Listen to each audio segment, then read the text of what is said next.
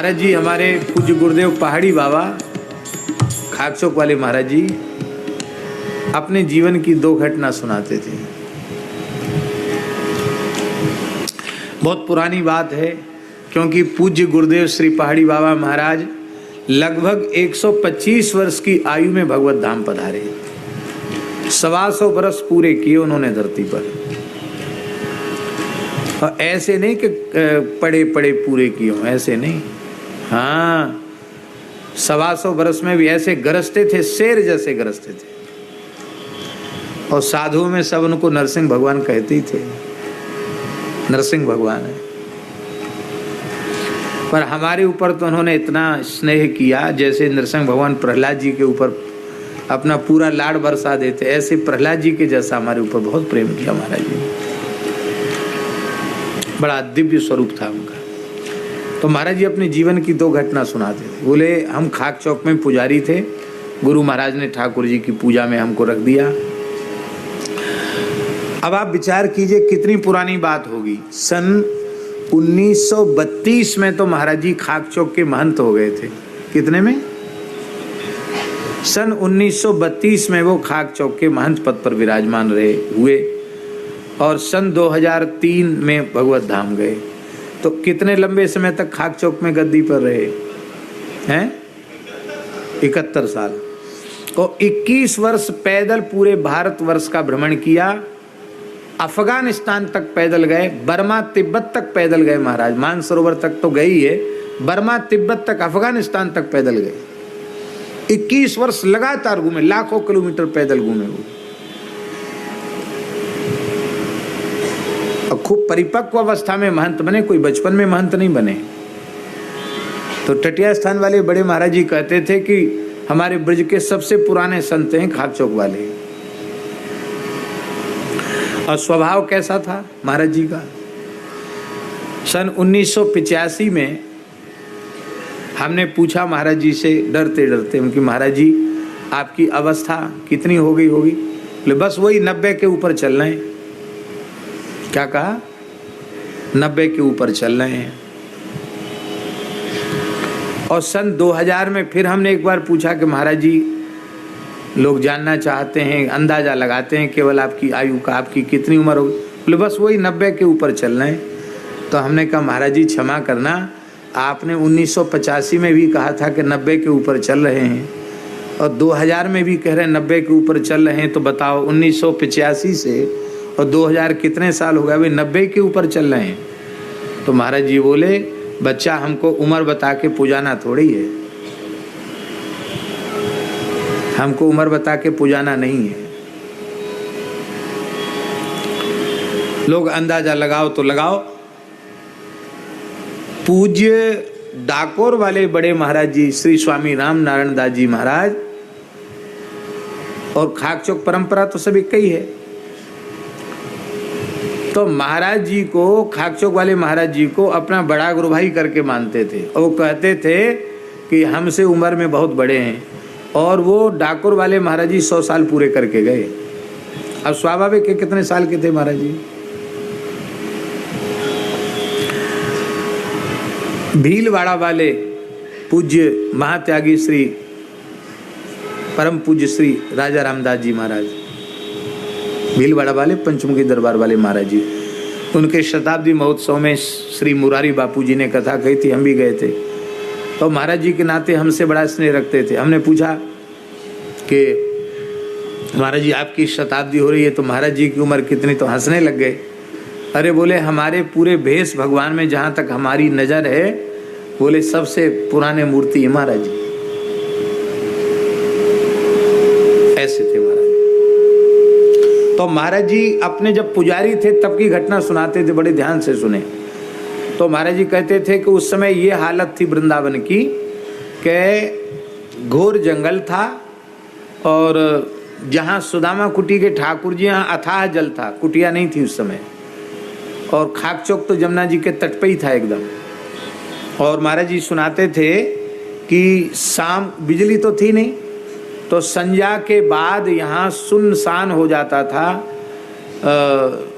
एक आवाज आती थी दिगंबर अखाड़े से, सीताराम। तो इधर से खाक चौक वाले बोलते से तारा, फिर उधर से आवाज पहुंचती मेहंदी अखाड़ा, निर्वाणी अखाड़ा, तो से ताराम वहां बाबा बोलते, उसके आगे फिर हरव्यासी तो से ताराम, राधे श्याम, ऐसे 2-4 आवाज सुनाई पड़ती थी 8-9 बजे तक। इसके बाद सुनसान हो जाता था, घोर जंगल था। साधु ऐसे ही कहीं भी रहते थे, अपनी पर्णकुटी बना के, झोपड़ी डाल के, वो वृंदावन का स्वरूप था। और यमुना जी ऐसा निर्मल जल, क्या कहना, स्फटिक मणि के जैसा निर्मल जल यमुना जी का। प्रायः सब यमुना जल ही पान करते थे, यमुना जल से ही सब मंदिरों में सेवा होती थी। तो महाराज जी कहते कि हम सवेरे 3 बजे गोता लगा लेते थे यमुना जी में। तो एक दिन की बात है, हम सवेरे 3 बजे गोता लगाने गए, तो ये धीर समीर का जो तट है, क्षेत्र है, यहीं की बात है। तो वहां एक महात्मा यमुना जी के बिल्कुल जल के सहारे बैठे हुए दिखाई पड़े। उनके शरीर से चंद्रमा की जैसी कांति निकल रही थी, सारा शरीर चमक रहा था उनका, और अस्थि मात्र शरीर था। सिर पर जटा थे और शरीर पर केवल एक लंगोटी थी, कुछ नहीं, तिलक स्वरूप भी नहीं था, केवल जटा थे।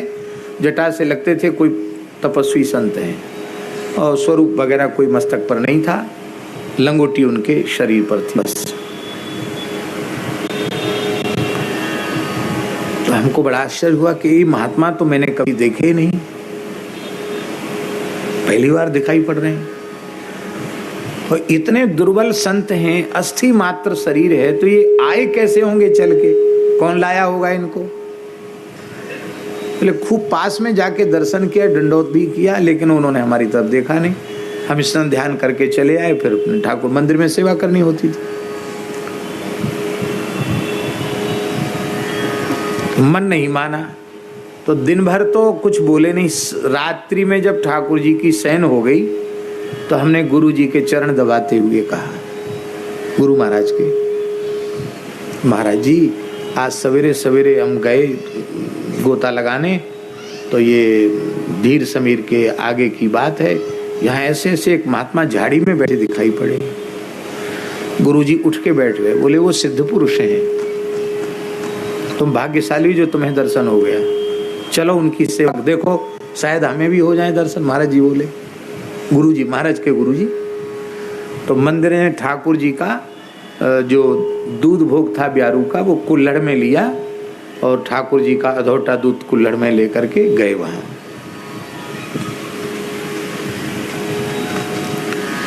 तो महाराज जी के गुरुजी ने भी साष्टांग किया उनको, महाराज जी ने भी साष्टांग किया, और बड़ी प्रार्थना की कि महाराज कुछ बोलो सही। तो उन संत ने नेत्र खोले और देखा, और देख करके कहा, बच्चा राम राम करो, यहाँ विक्षेप मत करो। तो महाराज जी के गुरुजी ने कहा कि आपका पहले कभी ब्रज में दर्शन नहीं हुआ, आप कहाँ से पधारे हैं और ऐसे कैसे यहाँ तक आए।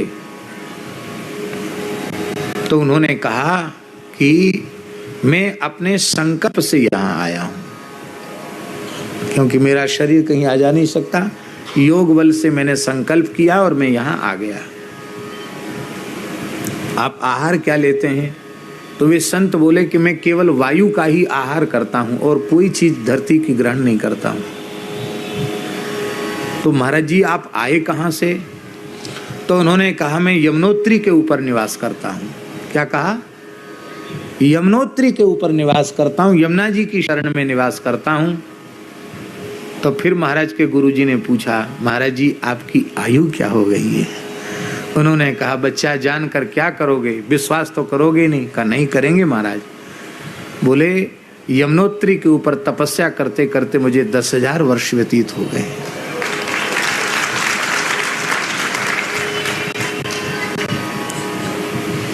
तो महाराज जी यमुनोत्री तो उत्तराखंड है, यमुना जी है, वहाँ धाम है, फिर यहाँ वृंदावन में किस लिए आए? इतना सुनते ही उनके नेत्रों से आंसू बहने लगे और बोले बच्चा साधन भूमि है उत्तराखंड और फल भूमि है वृंदावन। हमने जमुना जी के तट पे रह के इसलिए साधन किया जहाँ से जमुना जी का उद्गम हुआ। कि हमें ब्रजवास मिल जाए। अब श्री यमुना जी ने कृपा करी है, मैं अपने देह को ब्रजरज में विलीन करने के लिए यहाँ आया हूँ। पर तुम इस संवाद को किसी से कहना नहीं, क्योंकि तुम्हारे शिष्य को पुजारी को दर्शन हो गया और आपको दर्शन हो गया, बाकी कोई मुझे अपनी आंखों से देख नहीं सकता है मेरी इच्छा के बिना, और किसी से कहना नहीं। और कल बैशाख शुक्ल एकादशी है, सवेरे 3 बजे ही हम यमुना जी की रज में विलीन, यमुना जी के जल में रज में विलीन होंगे, ये कहा उन्होंने। तो महाराज जी कहते कि हमारे गुरु जी ने कहा कि सरकार आप कुछ लेते तो नहीं हैं, पर हमारे ठाकुर जी की, गोपाल जी की गैया का दूध है और ठाकुर जी का शयन भोग है, आप, गुरु महाराज के शब्द हैं, पहाड़ी बाबा बोले, गुरु जी ने कहा आप चुवन्नी भर ले लो। चुवन्नी भर माने चुवन्नी जानते हैं ना, चुवन्नी, हाँ। तो आप चुवन्नी भर ले लो, नेक्स्ट 100 ले लो। तो उन्होंने हाथ में कुल्हड़ लिया और होठ से लगाया, पता नहीं पिया कि नहीं पिया, कितना पिया या खाली होठ ही लगाए, और बस ऐसे करके महाराज के गुरुजी को दे दिया। महाराज जी कहते हमारे महाराज ने भी प्रसाद लिया, बचा हुआ हमको दिया। और अब चटपटी लगी, किसी को कहना तो है नहीं, तो गुरुजी के साथ सवेरे ठीक 3 बजे फिर पौने 3 ही बजे वहाँ पहुँच गए। वहाँ क्या देखा, वो गए यमुना जी में खिसक कर वे संत, और ऐसे यमुना जल का आचमन किया और जल में बैठे बैठे देह सहित रज में जल में विलीन हो गए। महाराज जी कहते ये घटना हमने अपने आंखों से देखी है, शरीर का कहीं चिन्ह भी नहीं दिखाई पड़ा। दूसरी घटना सुनाते ब्रज की महिमा की। महाराज जी कहते ये तो हम पुजारी थे तब घटित भई, और ये दूसरी घटना तब घटित हुई, गुरु महाराज का शरीर नहीं था, हमको महंत बना दिया था लोगों ने, घेर घार के, हम तो घूमने फिरने वाले मूर्ति, जबरदस्ती महंत बना दिया। हमारे गुरु भाई लोग थे, कहते नहीं गुरु जी की आज्ञा थी कि पुजारी को ही बनाना, तो अब आपको तो बनना पड़ेगा, तो जबरदस्ती महंत बना दिया। तो महंत बन गए, बीच बीच में भाग भी जाते थे, थक्कड़ों का ऐसा ही होता है। तो बोले एक महात्मा आए खाक चौक में, बोले मैं एकांत साधन करना चाहता हूँ। तो महाराज जी बोले भाई यहाँ तो संत निवास है, अलग से कोई ज़्यादा व्यवस्था नहीं है, तो आप छत पर मढ़ैया डाल लो। बोला ठीक है। तो धूना घर के छत के ऊपर उन्होंने मढ़ैया डाल ली और वहीं रहते थे। 4 महीना रहे वो, और पूरा आषाढ़ सावन भादों कुवार कार्तिक तक रहे। और कार्तिक पूर्णिमा होने के बाद महाराज जी को दंडोत किया, और दंडोत करके बोले अब हम जा रहे हैं। महाराज जी कहते सप्ताह में 1 दिन पतली खिचड़ी खाते थे वो। कितने? 7 दिन में 1 दिन पतली खिचड़ी खाते थे, और बाकी केवल जल पर रहते थे। कहते ऐसे ऐसे महात्मा देखें, कैसे महात्मा थे। अखंड भस्म धारण करते थे शरीर में, अखंड विभूति चढ़ाते, और 7 दिन में 1 दिन खिचड़ी लेते, शनिवार के शनिवार खिचड़ी लेते थे। तो उनके रहने से बहुत मन में प्रसन्नता थी, दिनों रात ध्यान में बैठे रहते, भजन में बैठे रहते। तो भजनानंदी मूर्ति कहीं किसी स्थान में रहता है तो स्थानधारी को भी प्रसन्नता होती, चलो माला फेर रहा, साधु रह रहा है, अच्छी बात है। और सब प्रपंच करने वाले तो बहुत मिलेंगे, भजन करने वाले लोग नहीं मिलते जल्दी। तो महाराज जी कहते हमारा मन था कि ये संत हमेशा विराजें, लेकिन बोले नहीं नहीं, हम तो बहुत दिन रह गए, चातुर्मास हमारा हो गया, अब हम उत्तराखंड जाएंगे। बहुत मनाया, नहीं माने तो ठीक है, जैसी महाराज हरी इच्छा। भेंट विदाई तो उन्होंने कहा धाम क्षेत्र में ली नहीं जाती, और हम पैसे का स्पर्श करते नहीं, द्रव्य का स्पर्श नहीं करते, वाहन में भी नहीं चढ़ते, हम पैदल ही चलते हैं, वाहन में चढ़ते नहीं है, द्रव्य का स्पर्श हम करते नहीं। बहुत आनंद से आपके यहाँ रहे, अब हम जा रहे हैं। चले गए, और जाने के बाद 3-4 घंटे बाद शाम को लगभग 5 बजे के करीब वो दंडोत करके गए होंगे, शाम को पंजाकू 5 बजे। और 4-5 घंटे बाद, रात्रि को लगभग 10 बजे के करीब वो फिर लौट के खाक चौक आ गए। हमें बड़ा आश्चर्य हुआ कि इतना मनाया तब तो माने नहीं, आप फिर चले आए यहाँ, शायद हो सकता है कोई बात होगी।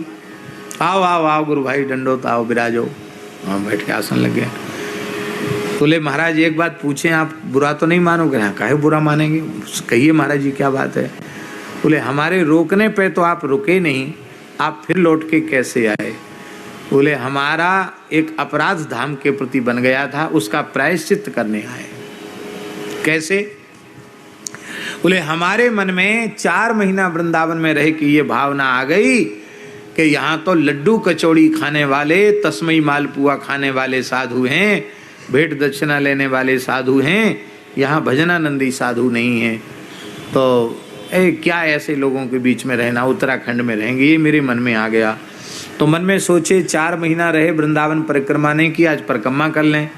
तो परिक्रमा करते हुए रमण रीति पहुंचे। रमण रीति हम लोगों के समय में भी रमण रीति में कोई बिल्डिंग नहीं थी, सब रज थी वहाँ, केवल 12 घाट स्थान था पुराना और सब वहाँ रज थी। आपने तो देखा ही है पुराना समय। हमने कच्ची परिक्रमा वृंदावन की करी है, सन 1981-82 की बात बता रहे हैं। तो महाराज जी बोले वहां बैठ के हमने मानसी सेवा की, सीताराम जी की मानसी में सेवा की। मानसी सेवा होते ना, संत लोग करते, मन में ही सारी सेवा करते हैं। तो मैं मानसी सेवा की और 1-1.5 घंटे सेवा करके वहां से मैं चला। तो जुगल घाट जैसी आया तो एक महात्मा मिले। वो महात्मा बैठे थे, गुदड़िया सी ओढ़े थे और जुगल घाट के पास एक लता के नीचे बैठे थे। ए बाबा इधर आओ, इधर आओ। पहुंचे, बोले एक बात हम तुमसे पूछें, बुरा तो नहीं मानोगे? नहीं नहीं, बुरा क्या है कुमारी, पूछिए। बोले राम जी विश्वामित्र जी के यज्ञ की रक्षा के लिए गए तो अकेले गए कि कोई साथ में था? तो बोले हमने कहा लक्ष्मण जी साथ में थे।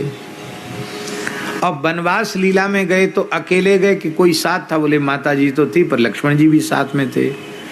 तो लक्ष्मण जी जब से प्रकट भये तब से कभी उन्होंने, लक्ष्मण जी ने रघुनाथ जी का संग नहीं छोड़ा। और आप इतने दिन से मानसी सेवा करते हो, केवल सीताराम जी के, लक्ष्मण जी को नमस्कार तक नहीं करते हो। अरे वो तो संपूर्ण जीवों के आचार्य हैं, गुरु हैं। लक्ष्मण जी की कृपा के बिना सेवा में सिद्धि नहीं होती है। तुमसे बड़ा अपराध बन रहा है, तुम लक्ष्मण जी की भी सेवा किया करो। सीताराम जी की सेवा के बाद लक्ष्मण जी के चरणों में कम से कम फूल तुलसी रख के प्रणाम तो किया करो। ओ बोले हम तो आश्चर्यचकित हो गए कि हम रमण रेती में बैठकर मानसी सेवा कर रहे हैं और ये संत जुगल घाट पर बैठकर मेरी मानसी सेवा को देख रहे हैं, और हम लक्ष्मण जी का आदर नहीं करते। बात तो पक्की है, हम तो बहुत समय हो गए लक्ष्मण जी का ध्यान ही नहीं करते। बोले ये अपराध बन रहा है आपसे। तो हम रोने लगे कि महाराज जी आप तो बड़े सिद्ध पुरुष हैं। तो हंसकर बोले बच्चा भूल में मत पड़े, ब्रजमंडल सिद्धों की सराय है। क्या कहा? तुम जो अपने मन में भाव लेके जा रहे हो ना कि सब लड्डू कचौड़ी खाने वाले हैं, लड्डू कचौड़ी खाने वाले नहीं, यहाँ तो भिखारियों के रूप में भी सिद्ध बैठे हैं, पागलों के रूप में भी सिद्ध बैठे हैं। ये वृंदावन सिद्धों की सराय है। अभाव लेके मत जाओ, कुछ दिन रहो, राम राम करो। अब देखो भला लक्ष्मण जी को भूलना नहीं, लक्ष्मण जी का भजन, लक्ष्मण जी को भी फूल तुलसी चढ़ाया करो। सो महाराज ये लीला आज घटना घट गई। अब हम कुछ दिन और रहे। तो महाराज जी कहते साल भर और रहे वो महात्मा, बाद में गए, फिर विचरने वाले महात्मा थे, चले गए, आगे चले गए। ये बात है, ये वृंदावन धाम की नहीं। माने संत आज भी अनुभव करते हैं श्री ब्रजमंडल दिव्य है। आज भी बड़े बड़े रसिक सिद्ध संत ब्रज में विराजते हैं, प्रकट में भी विराजते हैं और अप्रकट में भी विराजते हैं। बस कृपा हो जाए तो उनका दर्शन हो जाए। माई मेरे श्याम